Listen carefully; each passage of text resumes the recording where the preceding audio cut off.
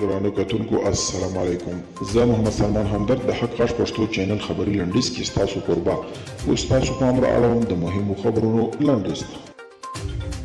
امریکا وايي د افغان ځواکونو په ملاتړ به خپلو بریدونو ته ادامه ورکوي. د امریکا د پوځ مرکزي قومندانۍ قومندان جنرال کینټ مکینزي په خپلو تازه څرګندونو کې ویلي طالبان خپلو بریدونو او تاوتریخوالي ډېر کړی دي، نو دوی اړ دي چې د افغان ځواکونو ملاتړ ته راوګرځي. کندوز کې د بېځایه شوو کسانو شمېر له لنځورو اوښتی دی. د کندوز کې ځایي کډوال وایي چې په وروستیو 2 میاشتو کې له خپلو سیمو د سختو جګړو له امله کوچېدلي دي او په کندوز کې تر سره لمر لاندې ژوند کوي.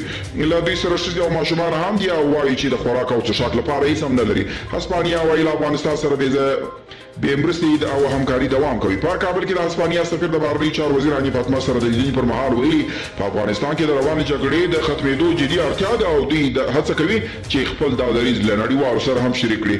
او جنرال مکینزي وایي په افغانستان کې به د امریکا بربریت او تروریزم د عادت تر یو دیشمو پورې دوام ولري.